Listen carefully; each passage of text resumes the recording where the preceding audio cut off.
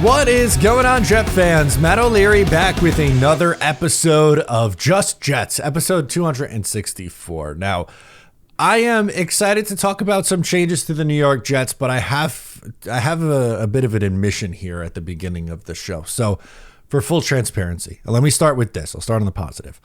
I love doing Just Jets. It's a little bit different than everything I do throughout the week. Most of my video content is 10-minute or less videos, quick hitters, get you in, get you out. A couple times a day, we post them on the up-to-date news. That's just my preferred style. There's plenty of other shows that do much longer form content. I think there needs to be a balance, and I think my niche is short form content. But every week, I do a podcast that's usually a bit longer form, about a half hour, 45 minutes. It depends on the episode and how many calls we get and so on. But I like doing the pod. I've been doing it for years now. With all that said, the only week I really don't like doing the podcast is this specific week, free agency week. And the reason behind that is things change and things move so rapidly. So if this instantly becomes dated, I apologize. For full transparency, I'm recording on Tuesday evening around 5 o'clock. It'll be posted to go up Wednesday morning like it always does. I do Talking Jets from 8 to 10. So I have to start, this is about as late as I could start the recording process, because we still have to edit, upload, schedule the whole thing before we go live at 8 p.m. for Talking Jets. And I would like to push it as late as I can. So this is just, keep in mind, this is up to date at around 5 p.m. on Tuesday. Keep that in mind when you're listening. So the Jets so far have been relatively quiet, especially on day two. Not a thing has happened day two. I was live with Jeremy again on from Jets Chaos. We do a show on Talking Jets as well, but on Monday and Tuesday we were live. It was like 3 hours on Monday. Tuesday was about another 2.5 hours. It's always a blast doing those free agency live streams, but live for 2.5 hours and not a damn thing happened. I'm talking like the biggest deal of a signing was the Ravens re-signing their fullback and Dallas re-signing their kicker and punt returner. Great. That's what we got today. Javon Holland to the Giants, I guess, was a big one, but that was earlier before recording. Moral of the story, it's been a little bit quiet, and especially for the New York Jets. So they did make a couple of signings on day one. We'll go through those, but the biggest one is Justin Fields, and that's who the people want to talk about the most, and understandably so. You had the Jets add a controversial corner from the Ravens because Brandon Stevenson isn't really someone who has a ton of established success. Some of this is a little bit projection, and the projection price is honestly is a lot, and there's some question marks with him. So that is totally, a completely valid concern to have with them. And then Andre Cisco out of the Jacksonville Jaguars at safety, 1 year, $10 million deal.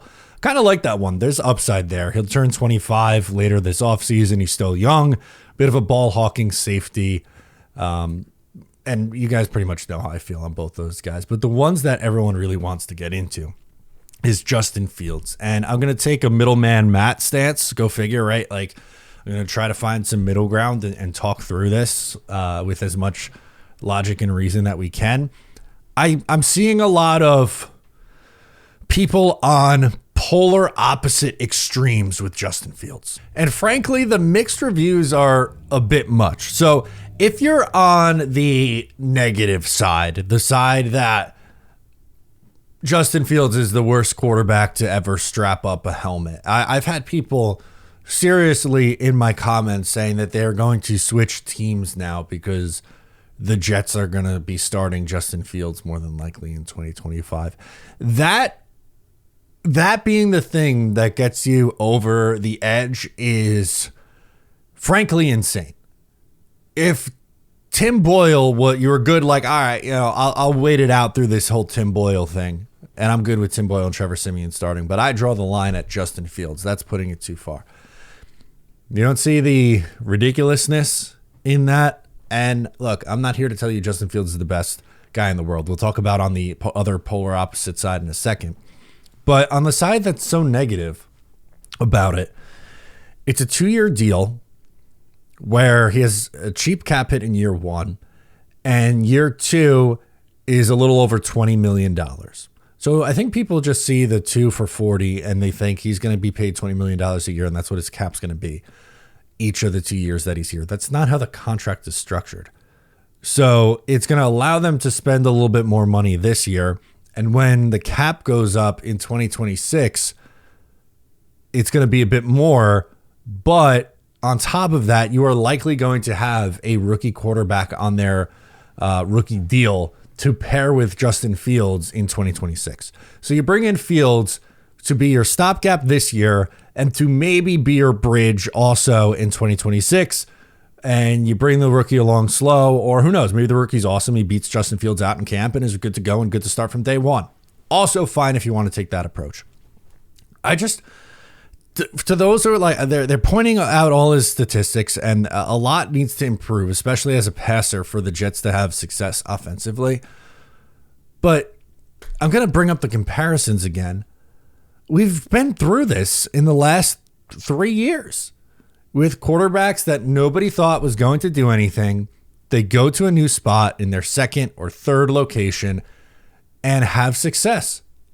Geno Smith is the first example. How many stops did he go through before he finally, hit his stride and was a 3-year starter for the Seattle Seahawks? Started with the Jets, went to the Giants, the Chargers, the Seahawks as a backup for a little bit for Russ, and then takes over as a starter and is good late in his career.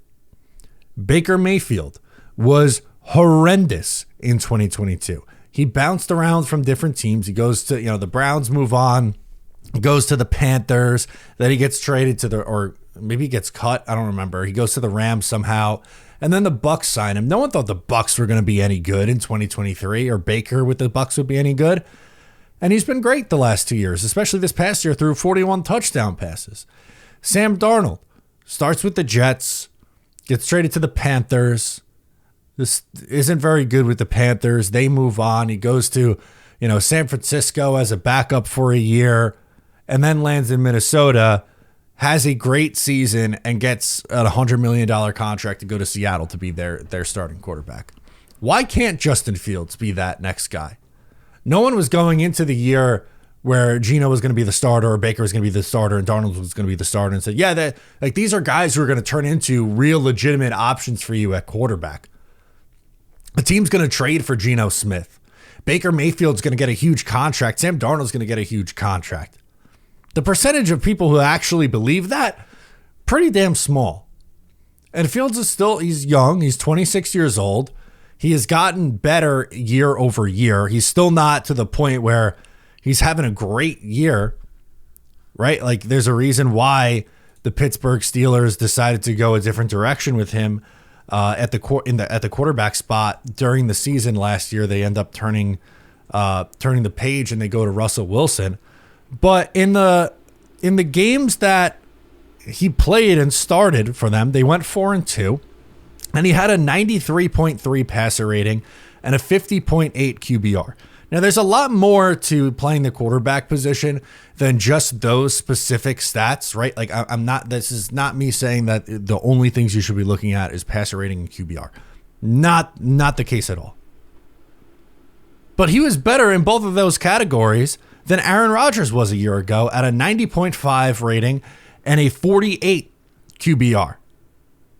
And there's Jet fans who legitimately believe that the drop-off going from Aaron Rodgers to Justin Fields is going to be like a 5-game swing in the win-loss record. That the Jets, if they ran it back with Aaron Rodgers, they could have won 10 games. But now, you know what? This is going to be a 3-win season. How does that make any sense? Spoiler, it doesn't make any sense. And then on the positive side, you have people go, oh, Matt, what do you mean he's going to just be the bridge? This is our long-term answer. He's going to sign, he signed the 2-year deal, but he's going to get that next contract. He's going to get a mega deal like Sam Darnold just did. and he's going to be our long-term answer going forward. That'd be fantastic. If the Jets actually found their long-term franchise starter by signing Justin Fields, I really freaking hope that's the case. But his career high in passing touchdowns is 17. He's never thrown for more than 2,500 yards in a season. He's gotten banged up before. And he still struggles processing going into his 5th year in the league.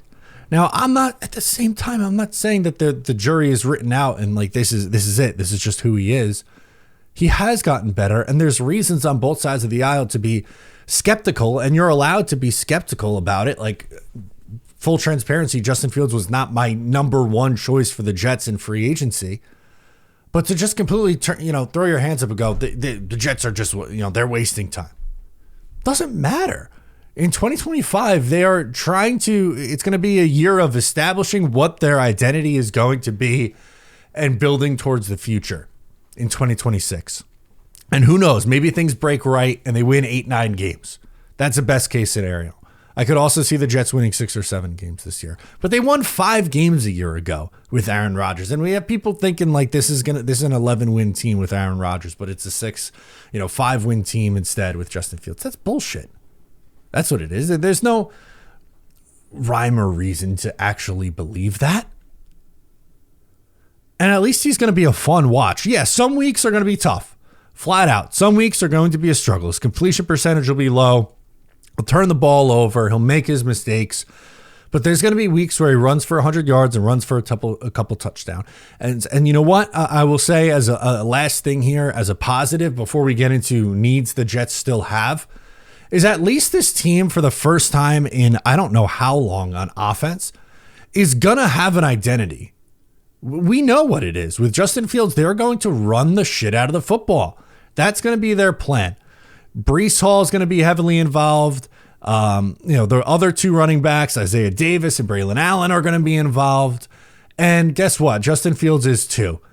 And with how they can run the offense with the RPOs and the design quarterback runs, is it'll actually open things up for Breece Hall. Because I hear it now. Oh, they're stacked 8-9 guys in the box.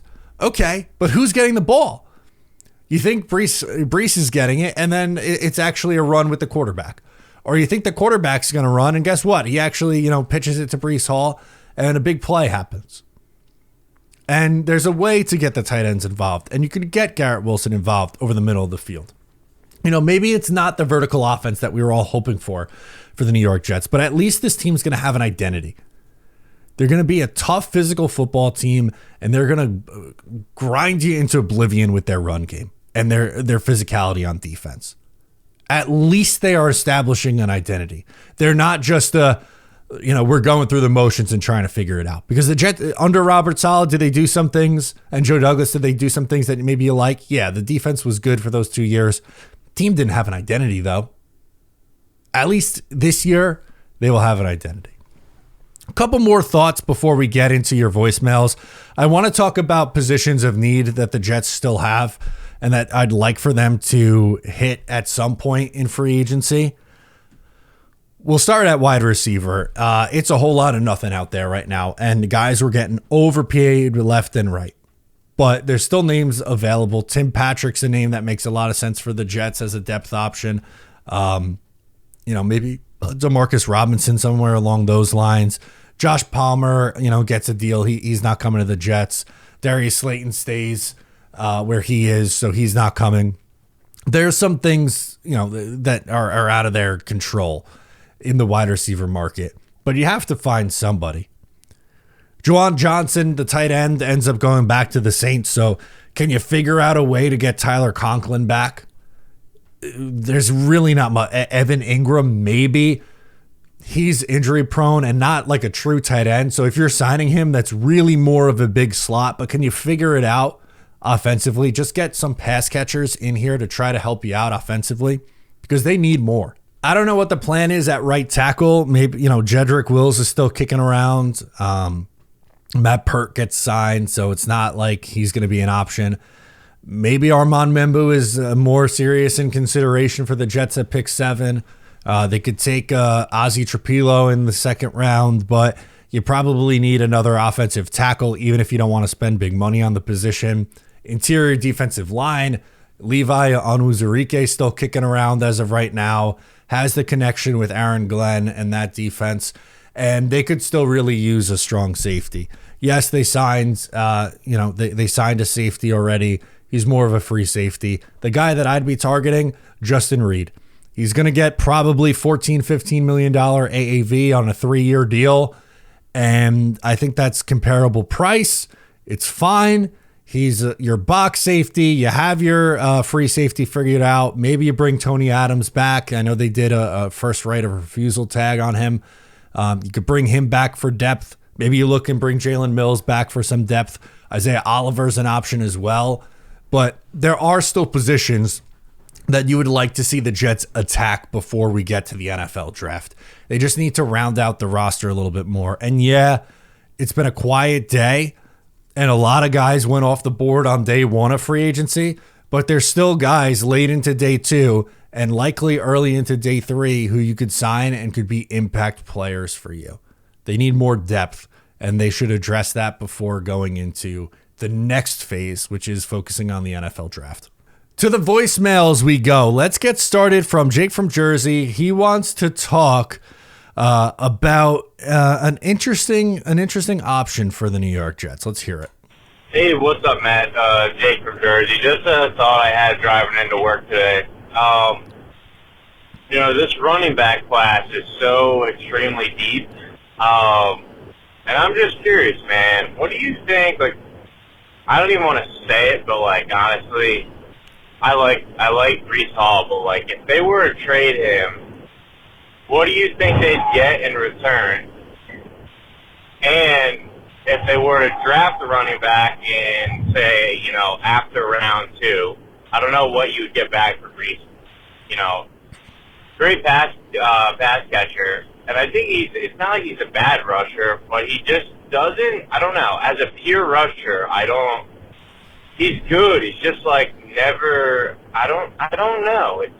Even last season you'd see it a lot. It would take a lot for him to get going, or a lot of times you'd see if it was just an actual, rush up the middle or something, Braylon Allen would have a better yard per carry. But would you be interested in trading Breece Hall if you get a pretty good return, and then also draft a rookie? And if you were to draft a rookie running back, who would you be eyeing up in, say, late second, or third round? Would you be interested in going that route or no? And again, I love Breece. I'm just saying, I think we could have a better pure rusher at that position to split the backfield with Braylon Allen. Again, Breece is a great pass catcher, and he's really, really explosive in that aspect. But he's a running back. As a pure rusher, I feel like he could be a lot better. Let me know what you think, man. Curious what you have to say. Let's see what happens. Go Jets. I don't want the Jets to move off of Breece Hall. I'm not selling my Breece stock yet. I get it. He's going into the last year of his deal. But I'm not all the way out on Breece. If they were to move him, I'm thinking you probably get a 3rd round pick back in return, would be my guess. And then maybe Ginty in the 1st round becomes an option, but you are asking of 2nd or 3rd round options. Give you 2 names there. Again, not that this is really my preference, but Trayvon Henderson out of Ohio State, a little bit of a bigger back, 5'10", 202 pounds, 4.43 speed, or Dylan Sampson, who has 4.35 speed, would be 2 guys. And both have decent size. And look, on Braylon Allen, there were a couple games where he looked good, but he still averaged, his yards per carry was 3.5 yards per carry. And Breece Hall in a down year was at 4.2. He was at 4.5 a year ago. We know what he was in his rookie year. He was an absolute freak. But I think it was a schematic issue. I think Breece Hall could have a big year running the football in 2025. So that's not a thing that I would like to do. I think you're just creating a hole to create a hole at that point. And I just wouldn't overthink it. There's other ways that I would approach fixing this team. Running back, it feels like you have that figured out. I know it's a good class, but I'm not really interested in going down that road, to be honest with you. But those are 2 names to look at. along with what the price tag is, which I think would be like a third-round pick. Peter from Hudson Valley, what do you got? Hey, Matt. It's Peter from the beautiful Hudson Valley calling in on Sunday evening with the news breaking just before free agency's tampering period starts on Monday that Jamie Sherwood will stay with the organization for years, $45 million, maybe a little more than they wanted to pay for him, but definitely good to retain your own talent. So that's a good start to free agency for the Jets. Now, last week I called in and talked about the offensive side of things with like wide receiver and tight end, kind of both needing, two guys each. This week I wanted to kind of focus on the defensive side with defensive tackle and safety.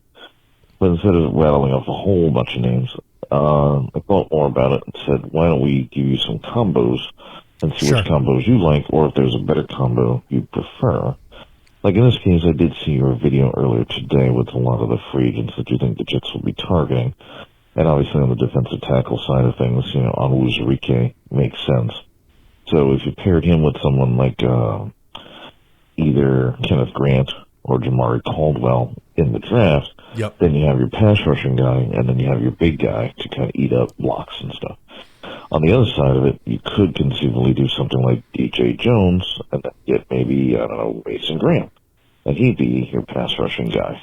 So let me know which combination of those you would prefer, or if you have a more preferred combination on the defensive tackle side that works best.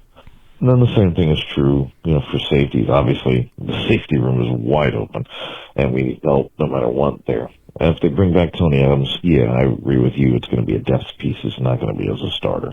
Right. I think my preferred route would be something like, say, Justin Reed, and then you're adding in Xavier Watts, but you could obviously go with, like, your preferred choice of Cameron Bynum, and then get, say, Malachi Starks, if that's something you wanted to do. And then, obviously, no matter what you do, you're going to improve that safety room. So, in the same sense as defensive tackle, let me know what, combination you think would work out best for the Jets in the safety room. So, that's kind of my questions for this week. Just wanted to get your thoughts on defensive tackle and safety.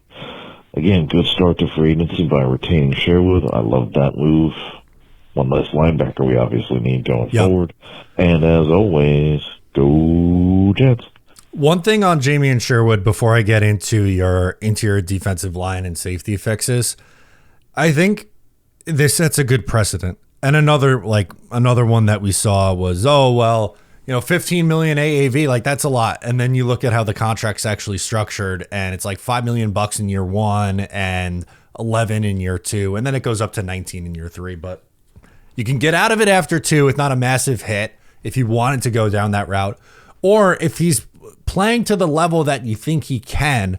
He's still a young guy, an ascending player at 25.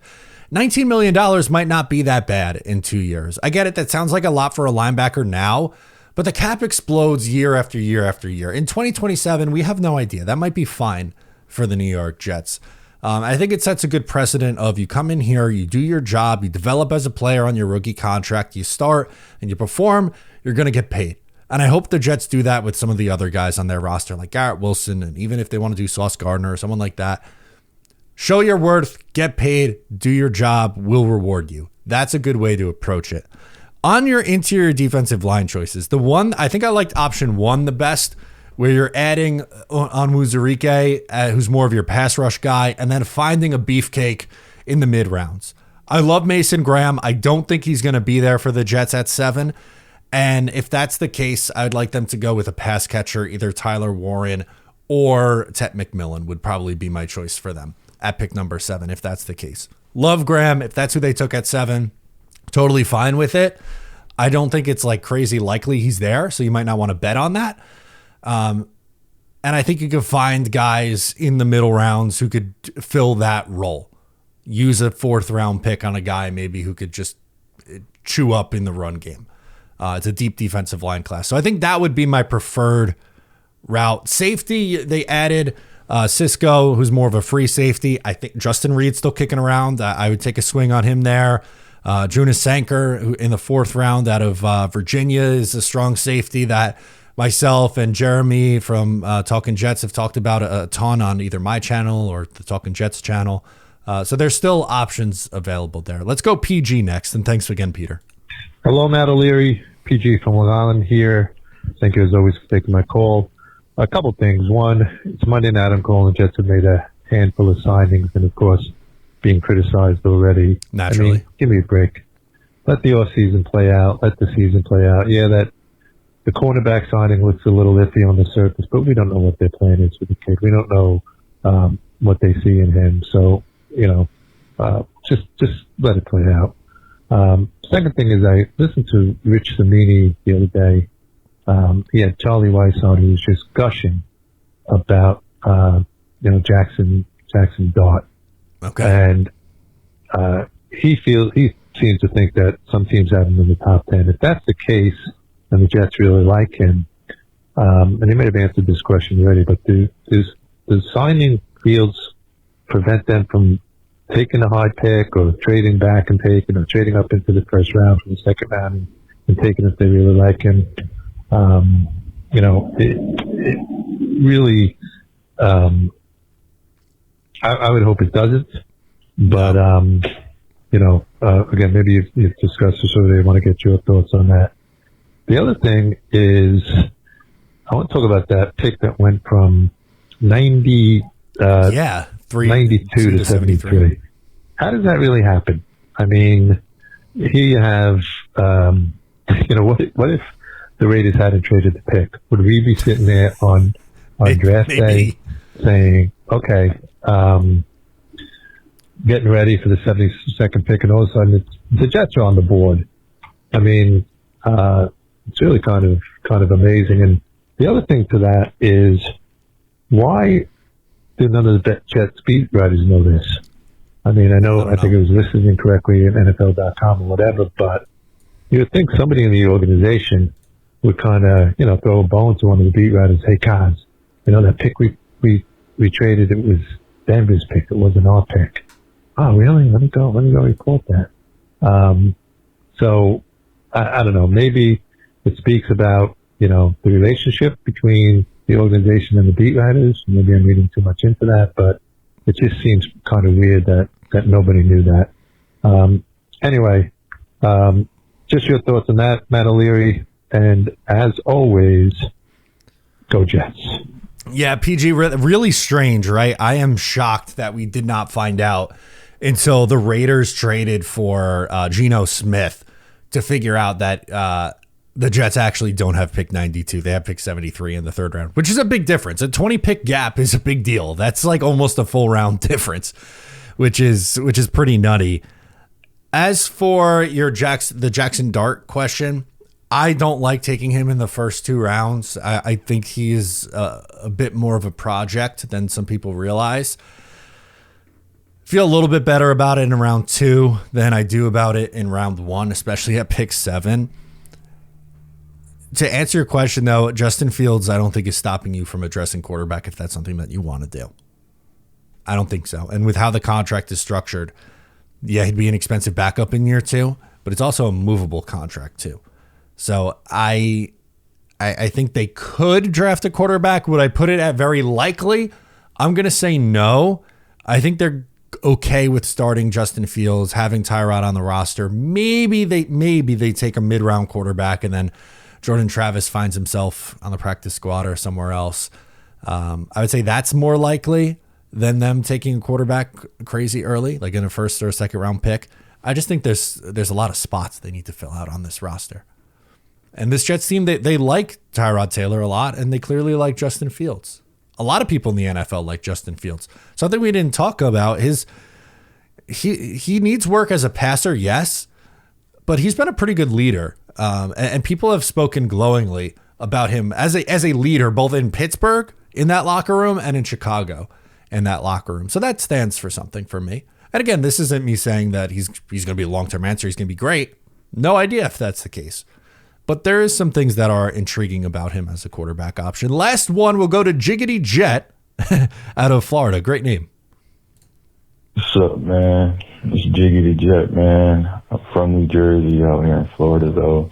I was calling in because I wasn't too sure if the Jets did any one-on-ones with Travis Hunter. And I'm just sitting here thinking, like, why wouldn't we trade up now that we have Justin Fields to go get someone like him? You know, um, Wilkes and Aaron Glenn want to run a lot of men, and Travis Hunter is a great man-on-man corner. And then we also have offensive packages where we can throw him and Garrett and hopefully pick up another receiver out here and potentially Tyler Warren. Well, I mean, if we're trading out, we're probably not going to get Tyler Warren, but, you know, pick up another wide receiver, another tight end in the draft, pick up some in free agency, have Travis Hunter offensive packages, have him 60, 70 snaps on defense. You know, this could be a not only ticket seller, but a great locker room fit and field fit. Like, he's a great individual. He knows football, breathes football, and he comes with all of that attention because of how great he is off and on the field. You know what I mean? So, like, him and Garrett, that pairing would only boost that locker room up. Two young individuals who work, who grind. You know, him and Sauce kind of on the same thing with the streaming, online, playing Madden. You know, they'll click off gate. They'll be, you know, 2-1 on the field. You know, you're trying to avoid both of them because they're potentially going to be locked down corners. He was in college, so, you know, that's what I'm assuming when he gets to the league. But, you know, these are just some of my morning thoughts right here. You know, potentially them trading up for Travis Hunter if they possibly could, you know what I mean? But thank you for hearing me out, man. Appreciate the show. Thank you. And keep doing what you're doing, man. Jets fans out here appreciate it. Thank you. Bye. So I'll answer the question in a second, but as we were listening to this is what I'm talking about, why I don't like doing the podcast this week. Because in the middle of recording, get to last call, we've been talking a lot of Justin Reed. Oh, he's still available. No, he's not. He is not. Former chief safety Justin Reed reached a deal with the Saints, 3-year, $31.5 million deal, $22.25 million fully guaranteed. That's a good deal for the Saints. That is a really nice deal for the Saints. So that's a guy that we were talking about and an option off the board for the New York Jets at strong safety. To get to our guy Jiggity Jets' question here, I don't foresee the Jets giving up the assets necessary to move up to draft Travis Hunter. He's probably going in the top 3, I would think, even if there is a quarterback trade and, you know, he'd be the number 1 guy or Abdul Carter. Maybe he goes all the way to 4, but that's about it. He would be exciting because of what he can do for you at both corner and at wide receiver. I'm just not buying the Jets trading up this year. I don't think they're going to do that. If anything, I think they may look to trade back in the first round, but I would be genuinely shocked if the Jets in the first round moved up for either A, quarterback, or B, for Travis Hunter. Really, really fun player. I don't disagree with you connecting him to the Jets and talking about how it would be a fit. If they were picking 3rd overall and he was there, then yeah, no doubt. That's probably what we'd be talking about right now. Unfortunately, not the case. So get familiar with Ted McMillan, Tyler Warren, Mason Graham, Armand Membu, Shamar Stewart. Guys like that seem to make the most sense right now for the New York Jets. Thank you so much for tuning in, guys. I appreciate you hanging out with me. Once again, I'm Matt O'Leary, and I'll catch you next time.